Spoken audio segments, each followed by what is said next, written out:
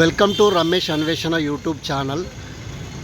మనం చేస్తున్న వీడియో వచ్చేసి కరీంనగర్లోని జయశంకర్ స్టాచ్యూ దగ్గర, కరీంనగర్ జయశంకర్ స్టాచ్యూ దగ్గర ఒక ఆటో ట్రాలీ అడ్డా ఉంది.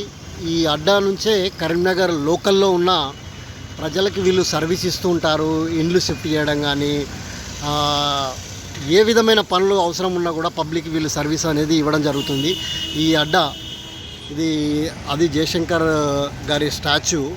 ఇది కరీంనగర్ ఇటు పోతే జైలుకి వెళ్తుంది, కరీంనగర్ జైలుకి వెళ్తుంది.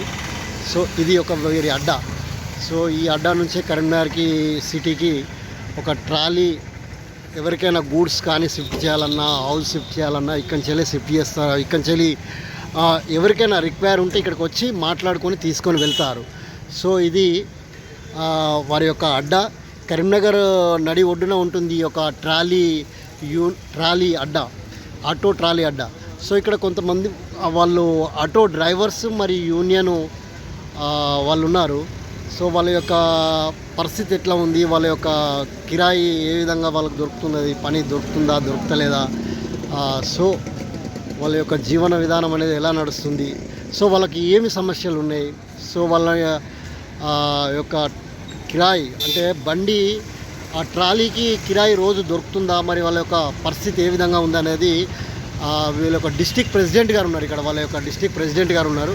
సో ఆ ప్రెసిడెంట్ గారిని వాళ్ళ గురించి మనం ఆ డ్రైవర్ల గురించి, ఓనర్ల గురించి తెలుసుకుందాం. సో వాళ్ళ మాటల్లో మనం వాళ్ళు ఏం చెప్తారో విందాం. సార్, ఇప్పుడు మీకు ఈ యొక్క రోజు మీకు ఈ యొక్క ట్రాలీ ఎన్ని ఇక్కడ అడ్డ మీద ఎన్ని ట్రాలీలు ఉన్నాయి సార్, ఆటో ట్రాలీలు ఈ అడ్డ పైన, ఈ యొక్క జయశంకర్ స్టాచ్యూ అడ్డ పైన ఎన్ని ఆటోలు ఉంటాయి, ఎన్ని ఆటో ట్రాలీలు ఉంటాయి? నా పేరు ఆటో ట్రాలీ మినీ గూడ్స్. నా పేరు ముత్యాల కృష్ణ యాదవ్, ఆటో ట్రాలీ జిల్లా అధ్యక్షుడిని.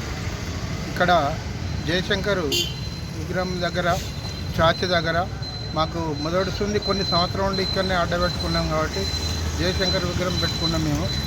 కనుక ఇక్కడ ఒక 56 ట్రాలీలు ఉంటాయి. మిగతా అడ్డలలో కొన్ని 30, 40, 50, 60 అడ్డలలో ఉంటాయి. మాకు రోజు కంటే మాకు కిరాయిలు వెళ్తలేవు.